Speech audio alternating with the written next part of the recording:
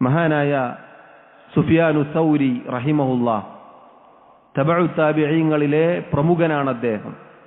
സുഫിയാനു സൗരി, പലപ്പോഴും അദ്ദേഹത്തിന്റെ പേര് നമ്മൾ കേട്ട് കാണും. അദ്ദേഹത്തിന്റെ കൂടെ ഉണ്ടായിരുന്ന ഒരാൾ പറയുകയാണ്, മക്കയിലേക്കുള്ള യാത്രയിലായിരുന്നു അദ്ദേഹം ധാരാളമായി കരയുന്നത് കൂടെ ഉണ്ടായിരുന്ന വ്യക്തി കണ്ടു. അപ്പോൾ ഇദ്ദേഹം ചോദിച്ചു, യാ അബാ അബ്ദില്ലാ ബുകാഉക ഹാദാ ഖൗഫൻ മിനദ്ദുനൂബ്, താങ്കൾ ഈ കരയുന്നത്, താങ്കളുടെ ഈ കരച്ചിൽ താങ്കളുടെ പാപങ്ങളെക്കുറിച്ച്, തെറ്റുകളെക്കുറിച്ച് ചിന്തിച്ചതുകൊണ്ടാണോ? ആരോടാണ് ചോദിക്കുന്നത്? തബഉ താബിഈങ്ങളിലെ പ്രമുഖനാണ് അദ്ദേഹം.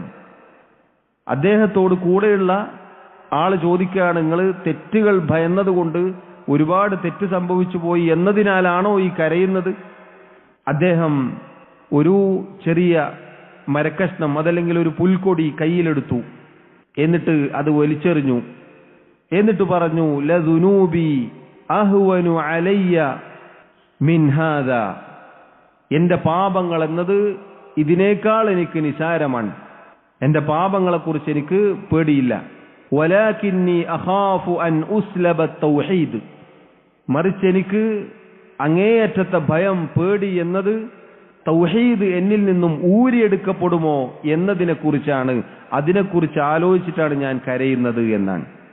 തൗഹീദിൽ നിന്ന്, യഥാർത്ഥ ദീനിൽ നിന്ന് ഞാൻ തെറ്റിപ്പോകുമോ? സഹോദരങ്ങളെ, എന്താണ് ഇതിൽ നിന്ന് മനസ്സിലായത്? സലഫുകളിൽപ്പെട്ട, മുൻഗാമികളിൽപ്പെട്ട ഒരു മഹാൻ ഒരു യാത്രക്കിടയിൽ ധാരാളമായി കരയുന്നു. എന്താണ് അദ്ദേഹത്തിന്റെ പേടി?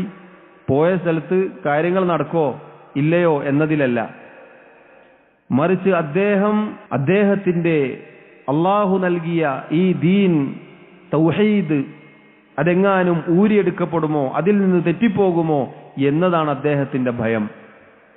ഈ അസർ, ഈ വാക്ക് വിശദീകരിച്ച പണ്ഡിതന്മാരിൽ ചിലർ പറഞ്ഞതായി കാണാം, തൗഹീദ് എന്നത്, അള്ളാഹുവിന്റെ ദീൻ എന്നത്, ശരിയായ സത്യപാത എന്നത് ദുനിയാവിൽ ഒരാൾക്ക് ലഭിക്കുന്ന ഏറ്റവും അമൂല്യമായ നിധിയാണ്.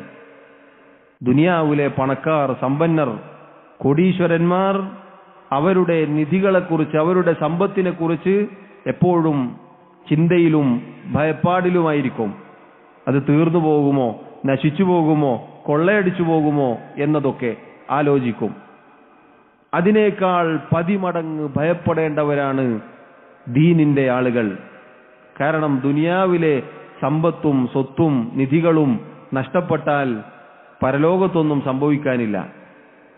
എന്നാൽ തൗഹീദ് നഷ്ടപ്പെട്ടാൽ, അതെങ്ങാനും ഊരിയെടുക്കപ്പെട്ടാൽ ഇഹലോകവും പരലോകവും നശിച്ചു പോകും.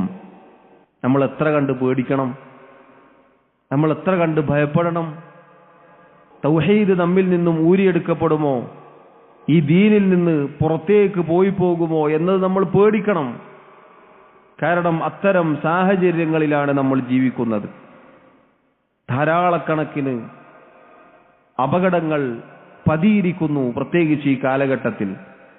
അത് കേൾവിയിലൂടെ ആയാലും ശരി, കാതിലൂടെ ആയാലും ശരി, കണ്ണുകൾ കൊണ്ട് കാണുന്നതായാലും ശരി, എല്ലാ അർത്ഥത്തിലും സഹോദരങ്ങളെ ധാരാളക്കണക്കിന് വഴികേടുകൾ, ഒരുപാട് പുകമറകൾ, അവ്യക്തതകൾ നമുക്ക് ചുറ്റുമുണ്ട്.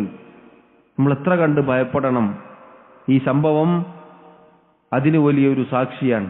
അള്ളാഹു നമ്മെ കാത്തുരക്ഷിക്കുമാറാവട്ടെ.